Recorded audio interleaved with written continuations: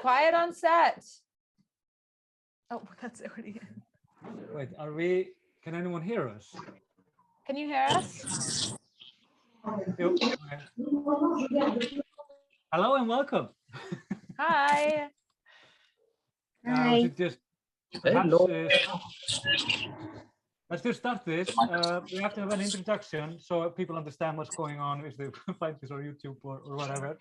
My name is, of course, Valur Grettisson. I'm an editor-in-chief at Reykjavík Grapevine. And with me today is obviously not Andy Sophia. I'm taking over for Andy Sophia. My name is Hannah Jane. I'm the culture editor at the Reykjavík Grapevine. And you are here at AMA, or Ask Me Anything, and we are going to go through a lot of questions. And we're going to start with our guests, of course. I don't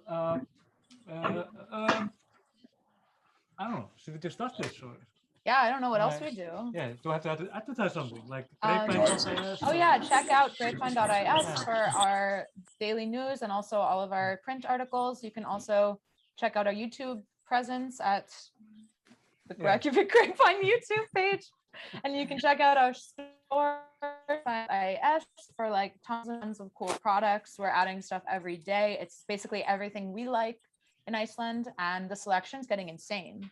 I kind of wish that I had a discount. So that's over. Let's just start with it. I see that we have a lot of familiar faces. That's very enjoyable, actually.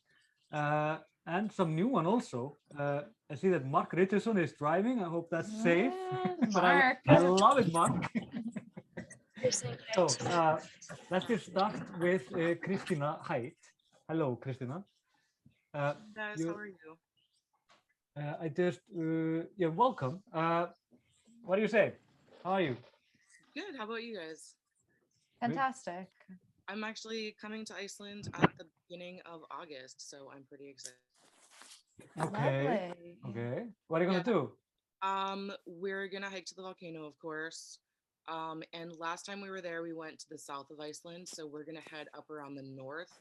We listened to podcast where there are some beer baths up in the north near Akureyri. Yeah, near Akureyri. So, very nice. So we want to check that out, and then of course we want to try to see some puffins. So we're gonna head over to the east to check those out. Oh, Did you remember to eat them also? They taste brilliant. I have heard that you can. I don't know that we want to. They're super cute. Oh, but if you're gonna do it, use a lot of butter. It's the only way to eat. It's like they have very bad black, like wild bird meat. I do not condone. No. I do condone eating puffin. Do not do it. I'm joking. Don't eat puffins. But if you want to eat puffin, eat puffin. But only if you're really hungry about it. Great. I sent you a couple of questions. Okay.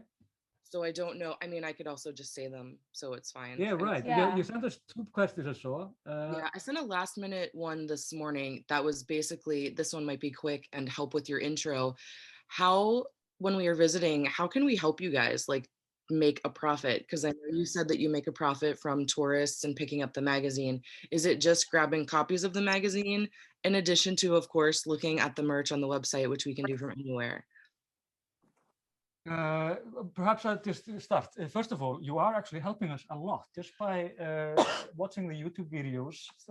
And of course, we have had like marketing sales when it comes to the online shop. All of this is incredible for us. God bless. Yeah. God bless. If you believe in him, believe in him. But the thing is, I mean, of course, we have the High Five Club. We have just very nice ways to do it. I mean, we don't ask for anything extra than that. It's just the High Five Club. If you want something, like buy it. It's completely up to you. And you, of course, watching our YouTube videos are actually turns out to be quite profitable also. Thank God. Thank God also. If you believe in it. Right? I just say that. But yeah, I mean, obviously COVID was a very, very difficult time for us.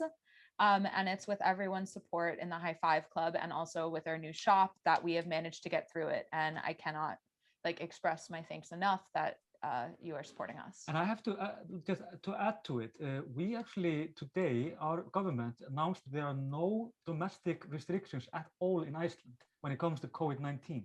we are completely free. The COVID is obviously done, Yeah. which is incredible news, meaning that from now on, we are looking up, and I think we are actually over the worst, what do you say, the rough path or something like that. I really appreciate it, Christina, that you asked about it. Yes, thank you so much. But you have already done. Done. Yeah, more than enough. It's like Yeah. we don't really ask for more. So Thank you. And what was your next question? Oh, the other questions I had were, the last time we came, we heard all this stuff about not walking on the moss, and we wondered, like, we even saw like a little cartoon that's like was made about not walking on the moss. But then when I'm watching videos and everyone's hiking, like most people stay on the trails, but there are people kind of just like wandering in every place. Now, is that just because the moss is specific to certain areas? Like when we were driving through the south, there were parts that it was a lot greener and there was a lot more moss. Is that what they're talking about, and not so much like on near hiking trails? So I just wanted clarification about that, because that's something you hear about before you visit Iceland. that's exactly, yeah. I saw this video. I hadn't seen it before actually, and of course, the thing is that like the thumb rule in Iceland has been like, do not destroy the nature for no good reason. But that said, there's a lot of moss in Iceland. It is very different from the areas. The area this was is Kirkjubæjarklaustur, which is deep in the south. And this moss there over the lava is very unique and beautiful. It's very like grayish, and it's very good for your Instagram posts if you want to go there. And that, of course, is a little bit different than like the green boring, like you have moss everywhere, more or less. For example, around the volcano, it doesn't really matter whatever you do there. I mean, it's going to be under lava, first of all, within a month or something. But it's the thumb rule is if there's a path, don't go off it, because one person going off the path is fine. But when one person go off the path, another person will go the same path, and before you know it, there's a new path there, and you have ruined the nature around you. It's just a common sense thing. I mean, we did it also, like Icelanders were scoffed about it, like some decades ago. We were actually writing our names in the moss, because it's a neat trick, actually. You can write your name in the moss, and it's there for hundreds of years. And it just grows, and you can see like the forms in it. And this was, of course, in the end, the government said, this is flat out illegal, and we will basically fine you if you're doing this for no good reason. So it's a complicated history, but like everything, when it comes to the nature, just use your common sense. I mean, as simple as that. But if you have to walk on moss, it's not like nobody's gonna. You're not gonna get arrested. No, not at all. Okay. And also, yeah, it is true that there are areas with more delicate moss than others. Right. So, and Kirkjubæjarklaustur is definitely one of them. Okay, cool. Thank you. And then the last one that I had was, you always talk about when you're hiking how great the water is out of the streams. So if we're hiking, is there anywhere, like, can we just get water out of any stream? Is there anywhere you'd be like, well, don't get that water? I mean, obviously, if it looks cloudy or something, maybe not. But as long as it's clear and running, it's a-okay. Yeah, as a rule, always sort of when you're getting water within the wilderness, as if it's like you ideally want to find moving water, like coming over a rock through a stream that's like moving, always that's sort of the ideal. Especially if you're on a glacier, all of those little streams you can just definitely drink from. That's totally fine. If you're not legitimately like standing on a glacier, as long as the water is moving, then I think that's safer. Now, if it's still water, personally, I wouldn't drink the still water. As a rule, when you're hiking, it's fine. But like usually as a rule, when you are like hiking in the wilderness, like if you do have still water, you might want to pump it, but you really don't need to here. You're obviously not gonna, like they do bottle it and sell it for exorbitant prices abroad. But yeah, I think as long as it's moving, I would think it's totally fine. All of the water is fine, except just the glacier water. Well, like when you can see the stream, of course, it's like very brownish. Don't drink that. If it's brown, obviously. Yeah, exactly. But the rest is fine. And but to keep in mind, it's like always when I go hiking, I fill my can, and when you stop at the first stream, you just replace it with the water from the spring. And not all like hiking trails actually have a lot of water. for example, if you go to Fimmvörðuháls, which is down to between Mýrdalsjökull and Eyjafjallajökull, down to Þórsmörk, then like there is like 10 kilometers without water, and have actually been without water there, and it's not fun, trust me. So like just take a little. If you go for a long hike, just Google it before. Trust me. Okay, cool. Thank you. That's all I've got. Lovely. Thank you. And then we have Mark Richardson. Hello. Hello there. Hey, we are here. Are you safe? Are you, hey, you're in Iceland. Oh, wow. Hey, nice. We're fine. We're headed Sorry, I toward, can't hear you I can't now. hear you. I'm not going to say it right. Reykjavík on the West Peninsula. Yeah, where in West Peninsula? Polar, Reykjalar. Reykjavík. Yeah, that's a good place. Yeah, so we're heading out to the Western Peninsula. Okay. The luck next with few that. days. Here for 2 weeks. We are on day 4 or 5 now. So. That's the most like. And rural it's place you raining can and find. windy today. It's been really windy today up here. So. Yeah, watch out. There is a storm coming, so be careful in the weather. Okay. You're fine in the car, but yeah. So for people that are still coming, 2 things surprised us. One is you still are tested when you come across, and you get results in a couple of hours, which is really great. Yes. And we were surprised because we were both vaccinated. And then the other is that you have to sign up at covid.is, and we weren't really clear that we were supposed to do that either. But it was a little tricky to do. The website was a little hard to understand, but we figured it out. So those are the 2 things that I would tell people that are still coming. Yeah. Yeah, there is one thing though. We have no restrictions anymore. So We're Yeah, done. no the restrictions.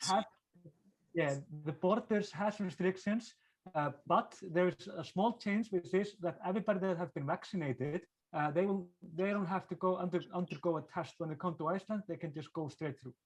Well, that isn't what we happened, and we were here 4 days ago. Everybody that was coming through had to be tested using the rapid test. It starts tomorrow. It starts tomorrow. Ah, got it. It's like what is it, like 20? What day is it today? 26th of June. Then it will change. Then you don't have to I see. get a test. Okay. Good. Well, that'll make your life even easier. Yeah. We just wanted to say hi. Oh yeah. Hi. Thank you for joining us. Yeah. Eve. All right. Talk to Eve then. Yes. Yeah. Hi. You're on mute. Yes, there you are. Yeah. Man. Hello. Welcome back. How are you? So I sent a couple of questions 3 days ago. Yeah. It was about traveling to Iceland, actually. Finally, I will be able to visit you end of July. So some of my questions were about border process and so on and so on, but you addressed one of these questions, actually. Yeah. So no more PCR tests, so no more 1-day quarantine, that means. No. I mean, Okay. if you have the vaccination, then you. Yeah, I do. Okay, good. Lovely. And then you're thinking Could this about Krossneslög, right? sorry? I love that place. Yeah. So You were it was thinking a about- bit difficult because I scheduled my trip, let's say 40 days before it happened. And at that time, almost 80% of guest houses and hotels were already booked. So I had to, to take that into account. Okay. So maybe I will change actually my travel just because there is no more 1-day quarantine and so on and so on. At the end, I have 2 days in Hotel Djupavik. Then only 2 days because it's my favorite town in all of Iceland. really, yeah. It's I absolutely saw lovely. a couple of articles on the website about Hotel Djupavik. So I guess I it's love that a great place. Yeah, sure. It's unreal. I've been there like 4 times. I love that town. Talking about rural places, that's like The best. It's the most beautiful. It's absolutely one of the most beautiful places I've ever been in my life. It's stunning. And the drive up there is unreal. make sure you have a good car. Last time I drove up there, I got stuck in a snowstorm. That's the point. So that was one of my questions. So is a small car like a two-wheel drive car, Toyota Aygo or similar, is enough or so-so? So like legally, I will not say yes, just in case. I've always been on a. I wouldn't. I would say like a mid-sized sedan would be fine, but I don't know if the word is sedan. But like when were you the last time? I was last there 2 years ago. Yeah. The roads are even worse probably now. Okay, so I think I will change for the good old Dacia Duster, and it's fine. Yeah. But just check it out, because it doesn't have to be in the high summer. It actually could be. That the rental car company, that's what they told me. It should be okay in summertime, but like just to visit some. Just so you know, like the roads there, what you're doing is you're pretty high on cliffs, and it's very small road, like one car basically can fit, and there's no railings or anything. So as long as you're like I guess like an aware driver, I think you should be fine. Go slow. If you're caught I was caught in an ice storm there once without snow tires, and I lived to tell the tale. But of course you would.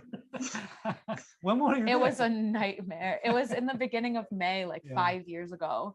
We drove up, and I just July will be different, of course. Yeah, sure.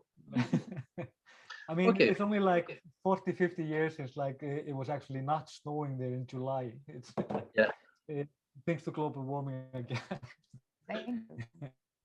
No, that should be great. Yes. So I would enjoy to share some wine with you if you wish. I don't know how and where and what. I love it. So you had me at wine. So the question was how many bottles of wine one could import to Iceland. So given what I saw on the website, it seems to 3 or maybe 4 bottles should be okay, but just to be sure. COVID is completely ruining my drinking style, actually. I don't drink that much. So I think one would be more than enough, but I mean, feel free to improvise. Do you have any kind of preference in terms of area? Burgundy, Bordeaux, whatever. Bordeaux. My favorite. Yeah, I mean that's the most famous one. I'm actually I like Italian more, but we have to go. But I'm in France, Valur, please. So. Surprise me with something you like. Yeah, surprise. That's better. Okay. Understood. You definitely know more than us. When are you coming, by the way? 21st to 29th of July. 8 days. 21st. Okay, I'm actually vacation maybe. Yeah. Just email me on Valur Grapevine, and I'll try to catch it. Will do. I'll be on vacation somewhere. Okay. And so the last 4 days of my trip are for the volcano, of course. Yeah. So I found my hotel is in Vogar, so which I think is quite convenient for the volcano. So the question, but it's probably not, it does not make a lot of sense to ask the question right now. It is about the different paths and trails. And within 1 month, it could change a lot, I guess. Absolutely, yeah. The volcano decides, basically, so.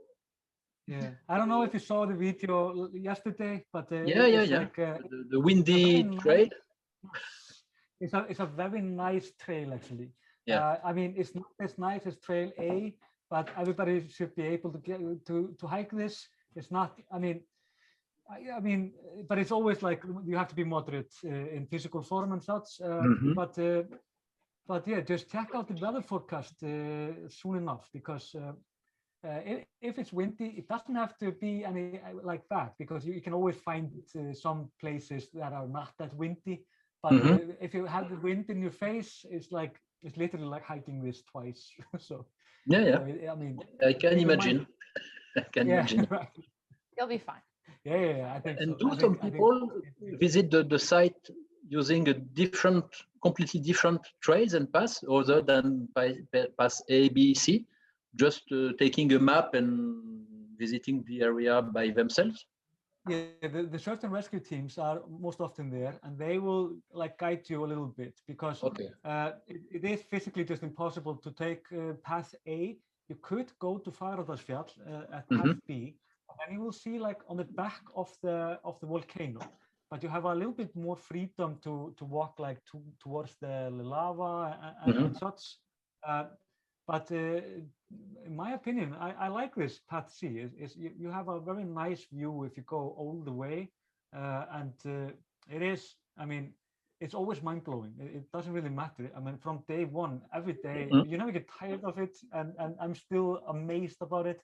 So I can promise you that it doesn't really matter where you go there. You will have a very enjoyable experience. Sounds good. Okay. And yeah, last question was about Bob. Do you have news? About Bob, number one. Bob. Number one, yeah. Yeah, number one. Is it still visible somewhere, or is it completely covered by level? Yeah. Bob is of course just disappeared, I think. Completely disappeared. Well, the last time I saw it, it was like you could see the peak of it. But the lava in the valley is now around 100 meters high.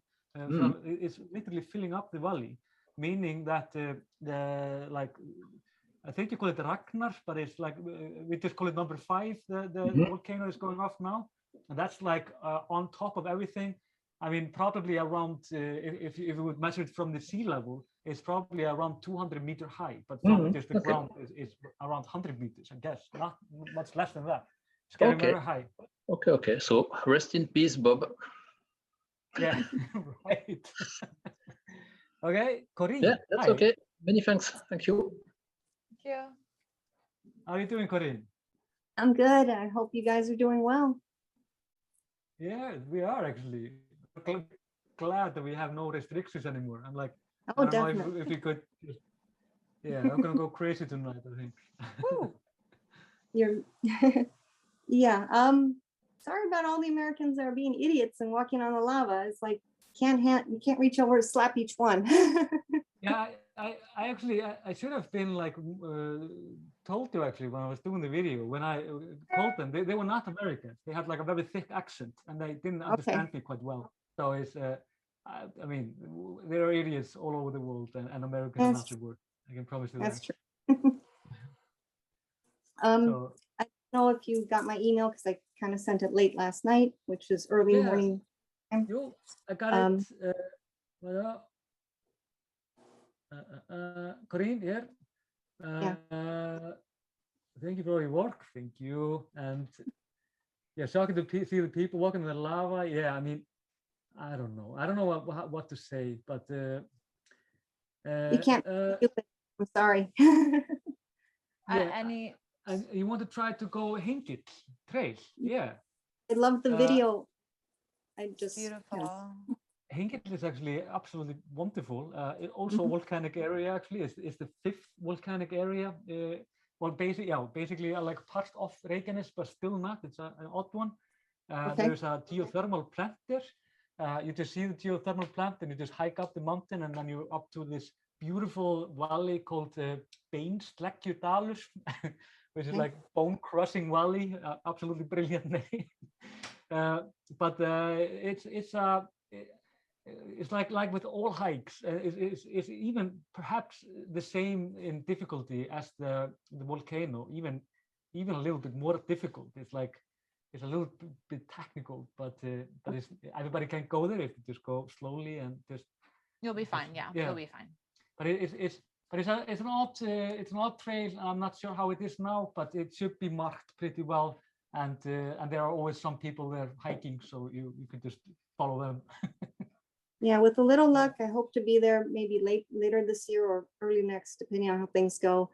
I really want to see the lights, the northern lights, and hopefully the volcano is still there. You can actually see the volcano probably from the top of that mountain, which is it could be quite impressive. You can see both the city and you can see well over all of the Reykjanes Peninsula. Really? Yeah, it's a very nice view from there. So you would not regret it if you go there. Okay, that would be awesome. Go ahead. I'm sorry. But if you go in there in the night, in the winter, I would not recommend it. it's never a good idea to hike something for the first time in the winter in Iceland at night. Nope, So. never at night, especially because it might be just me. So I was like, okay. I'll be very careful. Also, there's like a thermal area there, and if you go, if you see the video where I was, if you go higher, you can even find a thermal pool there. It's a weird one, and I wouldn't recommend for you to go into it. It could be spiders and stuff, but you could technically bathe in it if you want to. No. I'll wait for no. I don't even know. No, not you had me at spiders. Get it? Yeah. I get to like the Sky Lagoon or something like that. Because that one looked awesome. Sky Lagoon. Yeah, right. The Sky Lagoon's amazing. That looked like that's wow. That's our favorite place right now. Yes, absolutely. It's like I said, I just got my passport and I'm trying to plan when would be the best time. I've heard October to March again for the Northern Lights best viewing, but hopefully soon. Anything I can bring for anybody there? No, please don't. We have everything we need. Then we really appreciate the gifts. I even like said it in one of the YouTube. It's like if you want to give us something, please. We're not against it, but we don't need anything. So a treat for Polly. Just perhaps a treat for Polly. But thanks for that, Corinne. And thank. Are we good? I believe so. So thank you again, and just be careful when you go up there. Yeah, don't worry. It's like we've been there like around 30 times now or something. It's like it's impossible for us to get up there. Knock on wood. Knock on wood, yes. Susan, hi. Hi. Welcome. Sorry, I think I'm on mute. Am I? No, we can hear. Yeah. Okay. Hi. I just wanted to join because I watched the last one on a Friday night, and we haven't had any company for 16 months in our house, and it was like having people to talk with or to listen anyway. So I just love Iceland, and I've been there 9 times. Where do you live? I live in Edmonton, Alberta. Wow. And we're heading into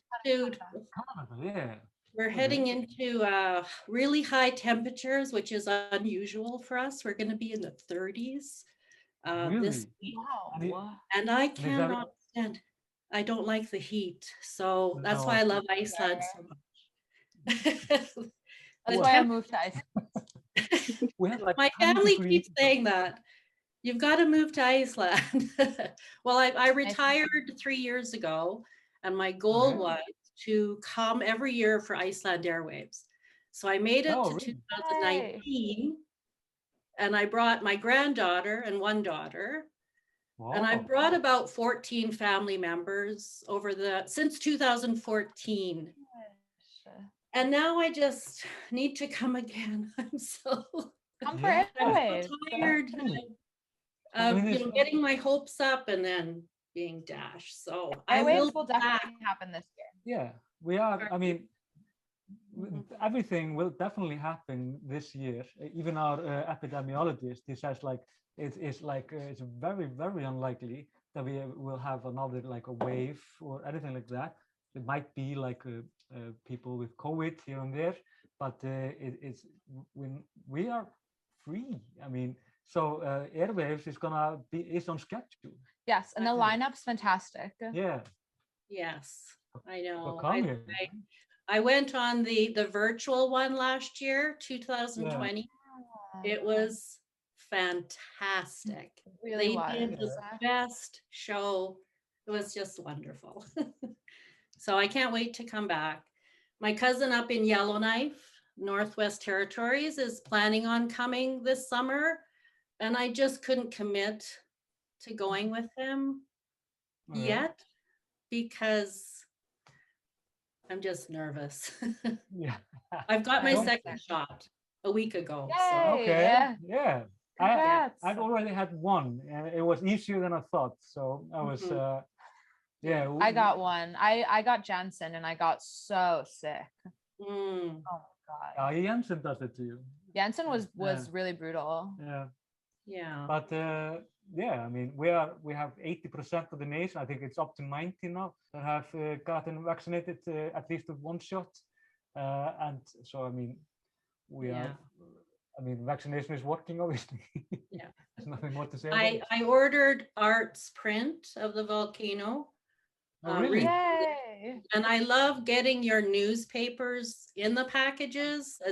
And I always pass it around to my family after I've read it. I love that. That's amazing. But I'd love to bring something for Art. Yeah. Yes. No one brings anything for Art. I know. I'd love to bring He's the real star. Art is the. Where is Arpa? No, he's like deliberately not sitting at his desk. Art's not he doesn't like to be in front of the camera, but he really is the MVP at the Grapevine. No one works harder or does more than Art Bitnick. He is a legend. That's awesome. Maybe I'll bring him some maple syrup.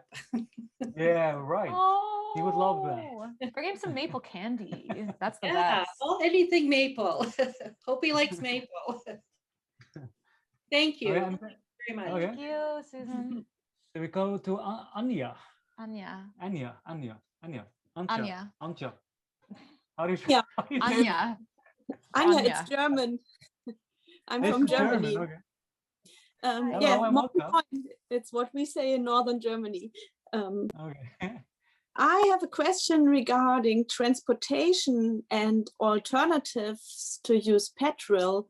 So are there some aims to use electricity also for car transportation, or transfer your geothermal energy to hydrogen and use hydrogen as a fuel for cars? We are of course, as everybody knows, incredibly rich of energy and like renewable energy, and we use our water and our the power in the earth, the volcanoes basically.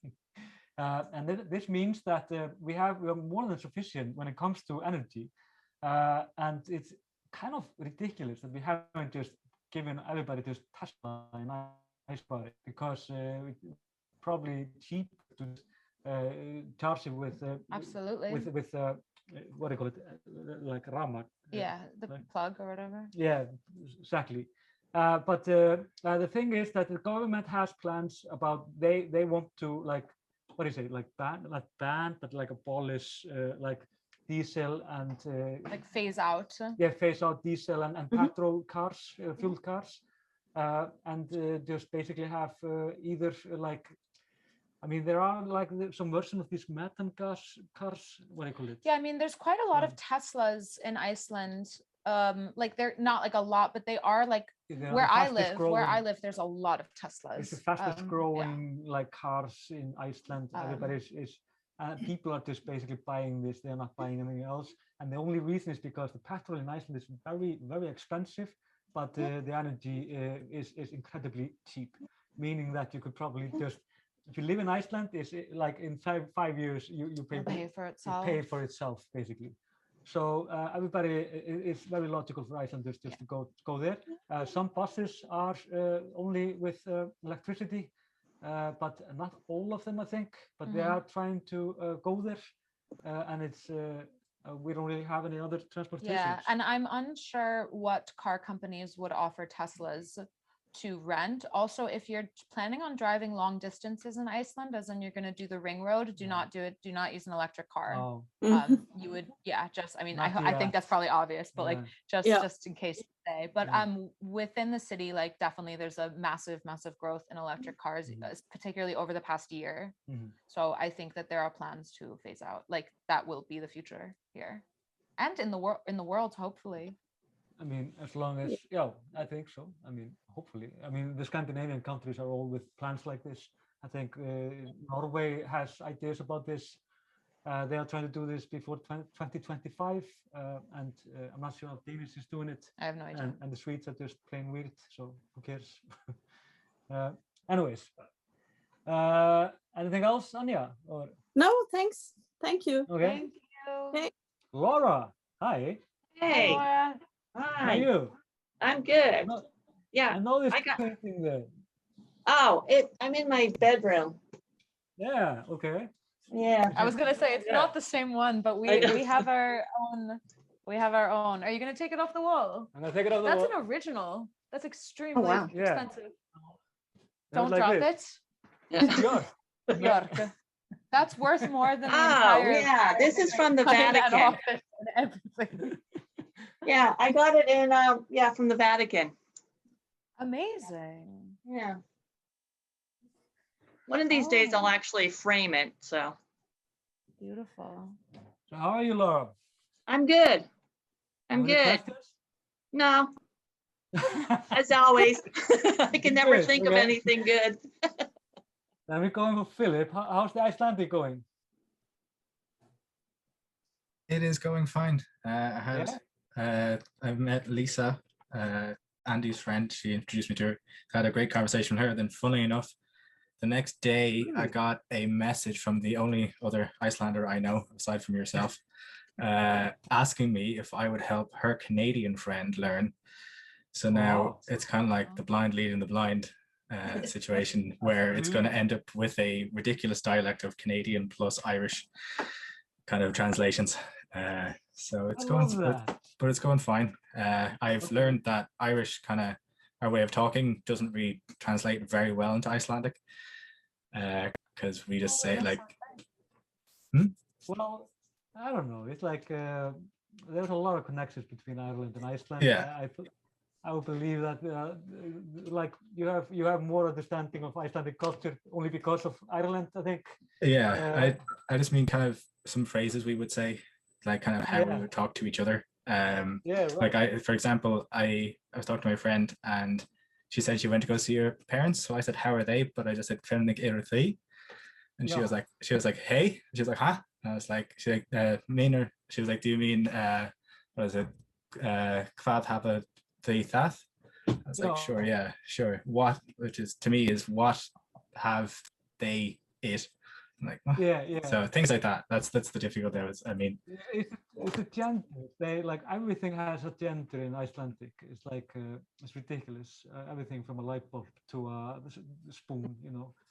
So if you just keep that in mind, then you get there, I guess. Yeah. Right? So there's also like quite a bit of leeway here. Like people understand here how difficult Icelandic is. So if you're a foreigner, which they will know based on your accent, there's a lot of leeway for like using the wrong declination or something. People are very understanding. Also, I think with Icelandic is it's very difficult to think in your head logically always like which declination, which gender, blah, blah. It becomes just something you like feel out.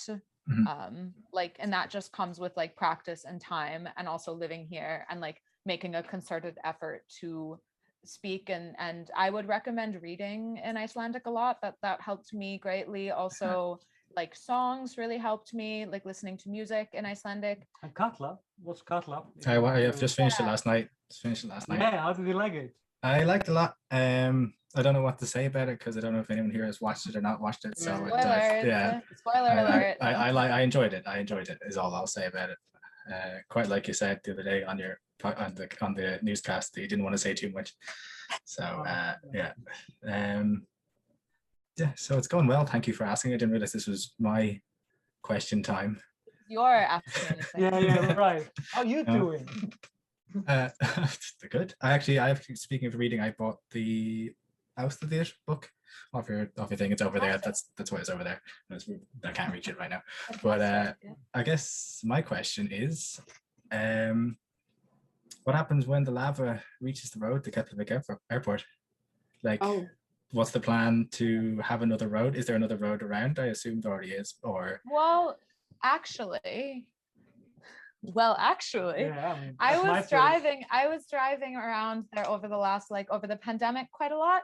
There are these roads that sort of bypass that whole area along the coast, like Highway 420 and stuff, which is a dirt road and stuff. There are these roads that go a lot further. It is called Highway 420. Haha. Anyway, but like there are these roads that do bypass the main road. I know that's the only reason I wanted to drive it, to be honest. Nice.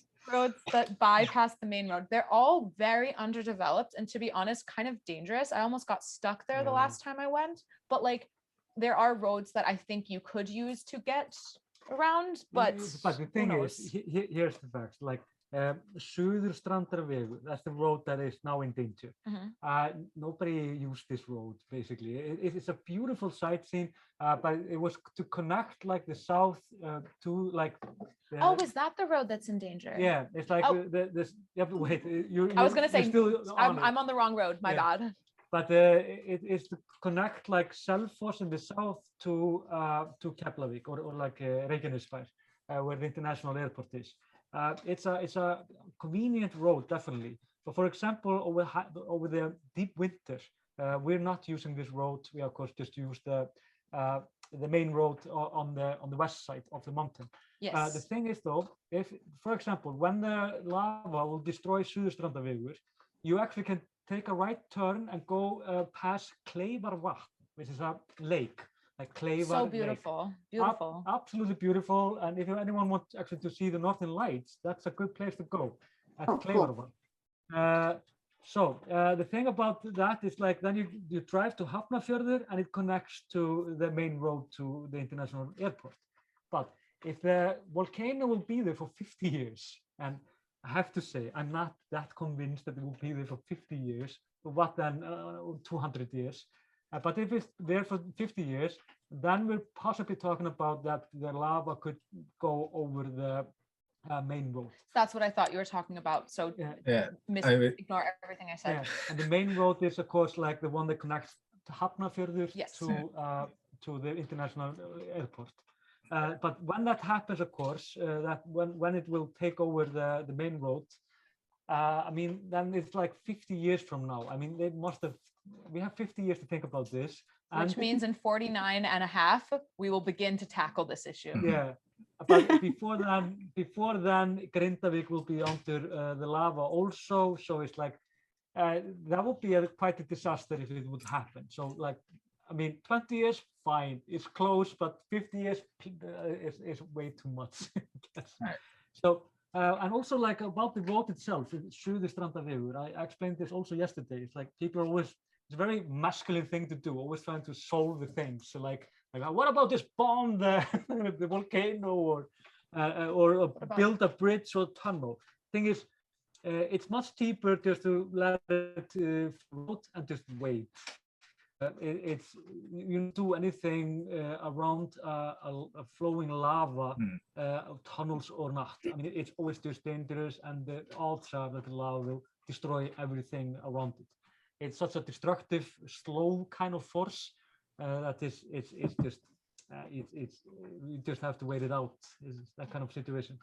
Yeah, that was, I guess, was going to be a question. Like, if you were to rebuild, you'd probably just have to wait and see. Or like, what kind of is the technique? Just wait until it dries, then build a bridge, or to build a whole new road around it, or Yeah, I mean, if you're more of a general question. I'm not worried about the road. I'm not coming for a very long time, so I'm not worried. Yeah, but if you build a bridge, I mean, I understand the idea actually. It's like where would it start? Where would it end? A bridge over running lava. Yeah, and the lava would definitely get to the foundation of the bridge sooner than later. So once you assume that the lava is going to hit the north coast of that peninsula, you'd do better just to build a new airport to the east of that. Exactly. Yeah, that's the thing. Exactly. But that's actually something on the drawing board. We are actually thinking about a new airport. So what a nightmare. Problems. Very unique problems you have. Yeah, I'm good. Thank you very much. Thank you. Then we're going for Tony Shepard. That's a movie star name, in my opinion. Tony Shepard. Yeah, Tony Shepard. What's the TV show? There's someone with the last name Shepard. I mean, I don't know. Are you a star, Tony? One of the last things I watched was Katla. Yes, okay.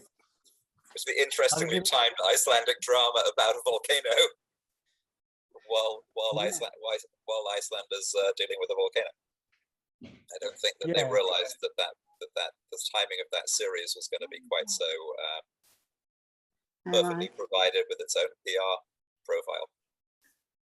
I joined you, I think, for your question session number 3, but I haven't come back since. I'm in California. Okay. Oh, lovely. At the time, you seemed to be interested that I was a professor of tourism. Ah, yes, I remember. You have more beard though. Is it the COVID look?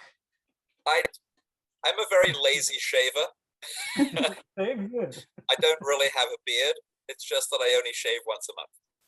Ah, okay. That's convenient. Do you have any questions? Have you seen any stats on average length of stay of tourists? Not for wise. I mean, people are staying longer. I mean, people are staying for a week or two, but which is that's what I was thinking, because I'm assuming that you have more people coming just to Iceland as a destination because it's open, whereas in the past a lot of tourists would come for the sort of the 2 or 3 day stopover on the way or on the way back from somewhere else. I forgot about the stopover. Yeah. Wow. And I would assume that there are fewer stopovers and more just visitors to Iceland specifically. And then the other thing that I thought was interesting, and I don't know if anybody's looked at it, and I don't know if it's really something I should say out loud, but if you want to go to somewhere like the UK, for example, they only care about where you've been for the last 10 days. They don't really care where you've come from. They care about where you've been for the last 10 days. And if you've come from somewhere that they think is unsafe, then you have to quarantine for 10 days. But if you've come through somewhere that they consider to be safe, then you don't have to quarantine in the UK. So I like the way you think. So I think that, so for example, if I wanted to visit my family in the UK, I could actually sort of use Iceland almost like a quarantine hotel for 10 days. Yeah. In which case, even if I was doing a stopover, all of a sudden a 10-day stopover becomes more appealing than in the past a 2 or a 3 day stopover. And so I just wondered if in general you were seeing that people were staying for longer because fewer short stopovers, because fewer countries are open. Longer stopovers using it like a quarantine facility, and then also just people coming to Iceland just to visit Iceland rather than stopping on the way all the way back. Like, to be honest, I've seen a lot of people, I don't know what's going on. Our windows like There's a storm. To just anecdotally, I've met a lot of people who flew in from the United States once they were vaccinated for like a weekend just to see the volcano, and then they left. I don't know if that was just because of they were like I don't know, very common, but anecdotally, a lot of people I've met around town and even saw last time I went to the volcano were there for a few days just to see the volcano.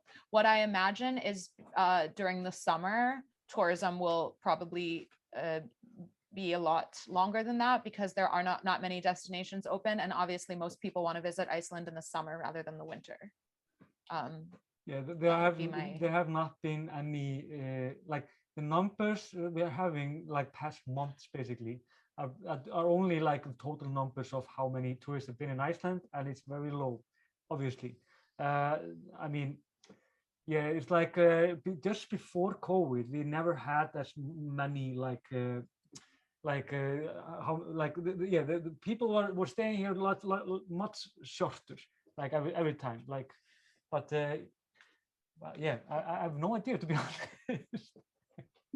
Yeah, I would think that if you took out the volcano tourists who are just seeing the volcano, including private flights that fly in just to take a look at the volcano and then leave again, I would guess that the average length of stay has gone up. Probably, yeah. It feels like that, yeah, definitely. I don't know. Anything more, Tony? Well, no, I think we're going to be part of that ourselves. We're visiting next month. We've been 5 times before, and of those previous 5 visits, only one was a true trip to Iceland only, where we came to Iceland for 5 or 6 days and then came home again. The other 4 times have been, either a stop on the way or a stop on the way back, because it's a very convenient and very nice place for us to come for 2 or 3 days before connecting to somewhere like Glasgow in Scotland.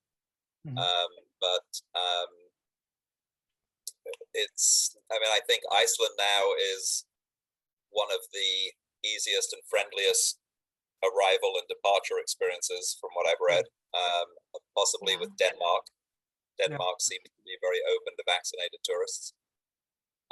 Much of the much of the rest of Western Europe, although it's technically open, still requires a lot of testing, and you have to arrange for tests and have those tests delivered and things like that, both before and after arrival in many countries. And so, for example, in Iceland, the government has said, like, please don't travel that much. They're actually encouraging Icelanders not to go much abroad this summer, solely because it's a hassle, and like it doesn't really matter if you're vaccinated or not. I mean, it's always it's not a. It seems like it's not a good idea. I don't know, but if you went to Copenhagen, for example, that would be very easy. If you were vaccinated and went to Copenhagen, it's very, very easy. And they consider the vaccination to be enough. But if you go to most of the rest of Europe, you still need to test when you arrive. Well, the rates of vaccination in most European countries are not spectacular right now, like not compared to Iceland or the US. To my understanding, US is doing quite well vaccination wise in terms of percentage. But in the older population, people with gray beards, the vaccination rate. You should just have a gray beard check on the way in, Like, oh, you look. Yeah, but there are like complications everywhere. It's like, I think, I mean, to be honest, I think the tourism, at least in Iceland, will be double the size just like 6 months from now.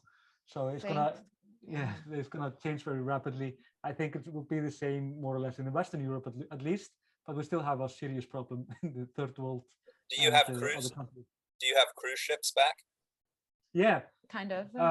They're actually in Akureyri in the north. They think there will be around 80 cruise ships, but all of them will be like smaller ones, like not these huge monsters like the ones that we saw in quarantine, the nightmarish quarantine in the beginning. What an absolute catastrophe! I mean, cruise are fun. What can I say? Yeah. So.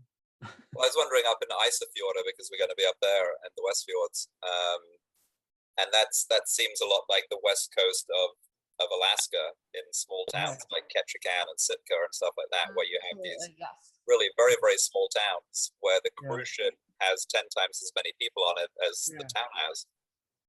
Yeah, I mean, that was a big destination for cruise ships within Iceland, was Ísafjörður. Have they started going back there yet? Not sure if I don't think so. There's been sorry, do you want to take this? The only news has been of cruise ships in Akureyri in the north. I've not heard about them in Vestfirðir, but I'm guessing these ships actually go the whole circle, right? So I'm guessing they have like 1 or 2 or 3 stops on the way, like Reykjavík, Akureyri, and perhaps in Ísafjörður or something like that.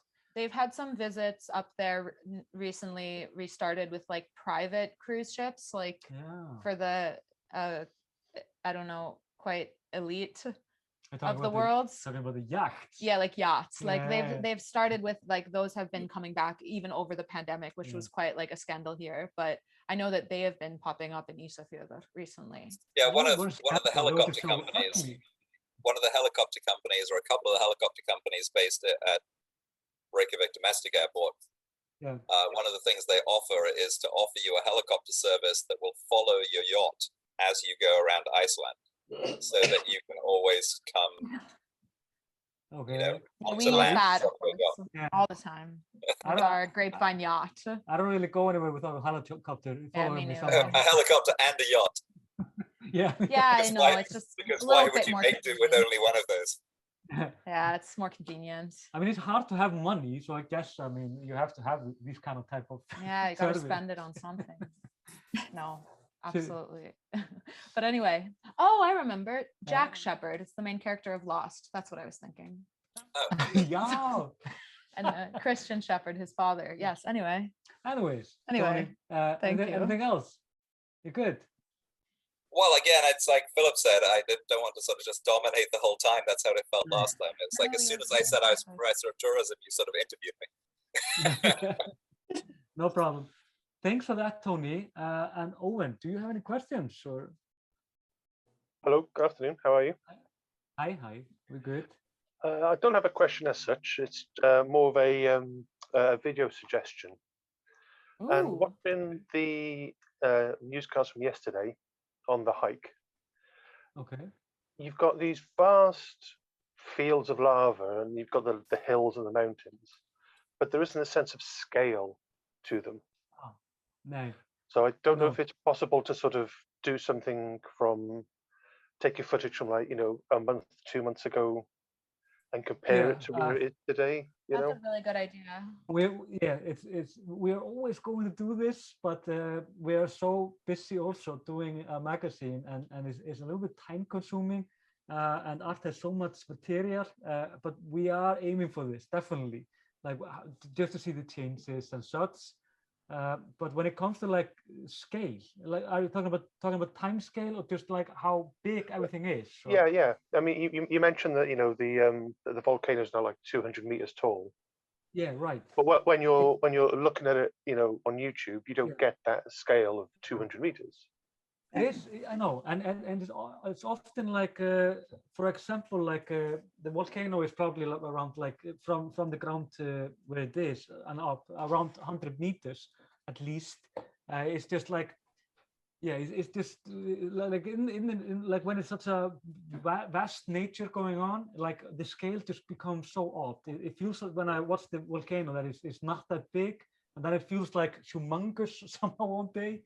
As well as the area around. It's like, I don't really know how to do this, like, to be honest, but I mean, I would compilation of footage from I mean, we've all seen, of course, how it progresses and everything. I mean, we could do that, of course, but I mean, I've tried to go back to some of the very first volcano videos where you're literally like 20 or 30 meters away, stand on the side of the hill next to it, and try and compare that to what you put up out yesterday.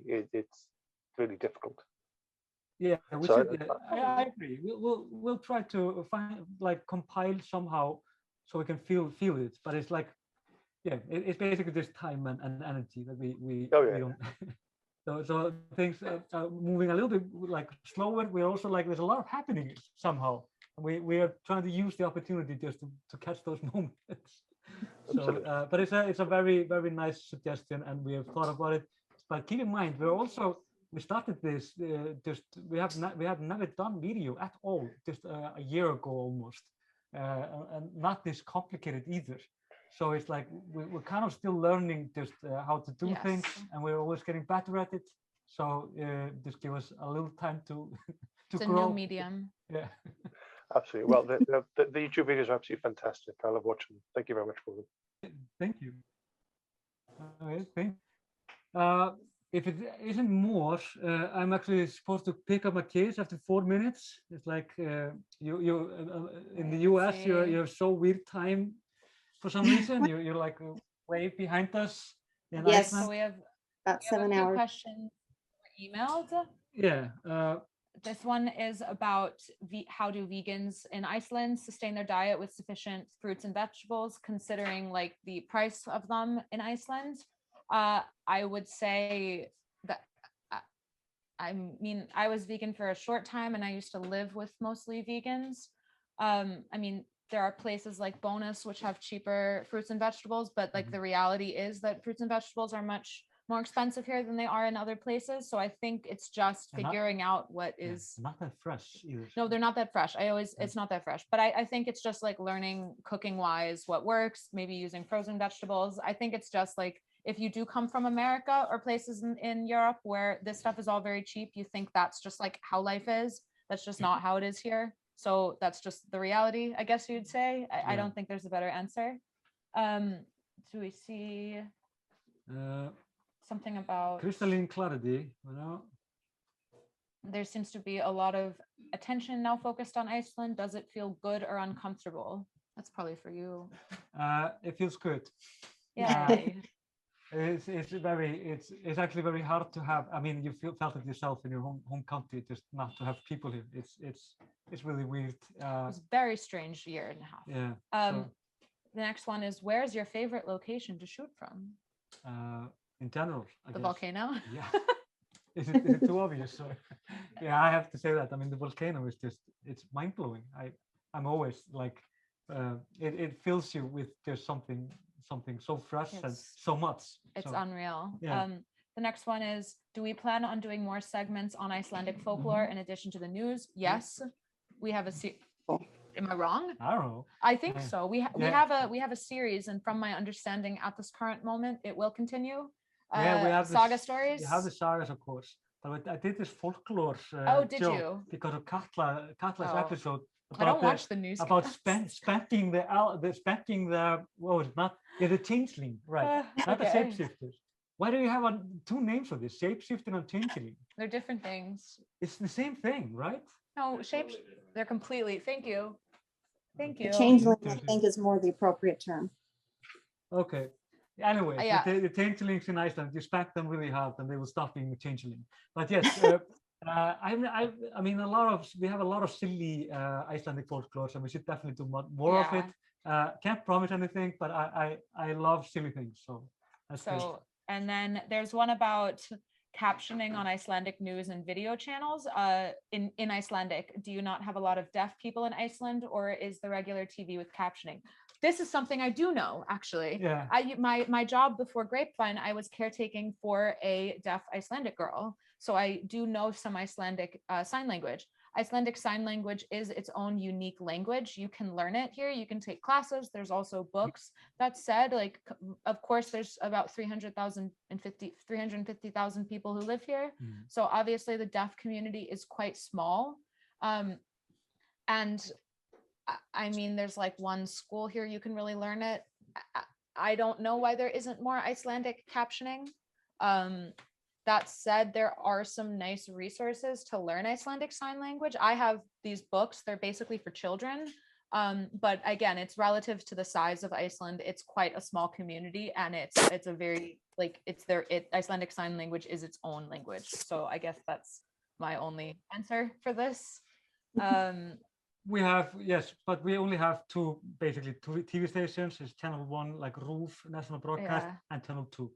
And no, we don't have that much of sign language with anything. We do it. We have news in sign language, but it's not at the same time as the news itself. We also have text. We subtitle everything. Icelanders love subtitles, so that actually is pretty good. Also, the last question here, and then I really have to go. Okay. So this is a question about the kennitala, aka the social security number in Iceland, from Daniel.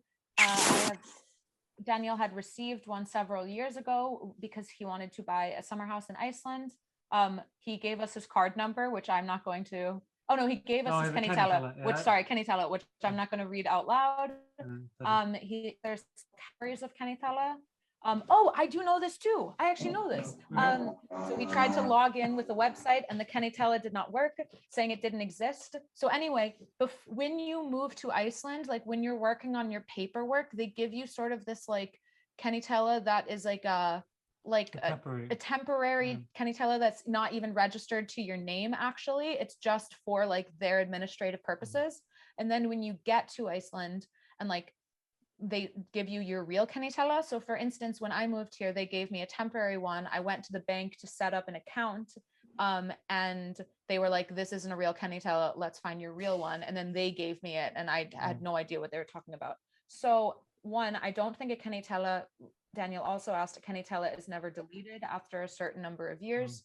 No, it's not deleted from my understanding, but potentially the kennitala you were given was a temporary one and not your actual kennitala. So if you want your actual kennitala, I would encourage, depending on where you're from, contacting UTL if you're from out, and maybe they can figure it out. That would be my answer. I don't know. I hope I'm right. I always say things that are wrong. No, it's right. The kennitala is not deleted. It must be a temporary kennitala. And then you have to renew it. And also keep in mind that if you don't have kennitala in Iceland, you can't do anything. You can't even rent a movie. Really? So it's like it's a very convenient system for Iceland. I think that's all the questions. To go. Yes. Thanks. I saw actually there's a new guest here. I'm sorry, you're arriving a little bit late, but we have to go. This has been very enjoyable. Yeah, this was great. Yeah. thanks everyone for coming. I'll manage my parenting better next time I do this. So, if you're watching this, if you like this, of course, just join us the next time. To be here, you need to be in the High Five Club, which is a support way to support the Reykjavík Grapevine. If you're just watching this and want to just see what we're all about, you can visit our grapevine.is or our YouTube channel, which is the Reykjavík Grapevine on YouTube channel. So until next time, then to see you, and thanks everybody for visiting us. Thank you. Okay. Okay. Bye. Thank you. Bye.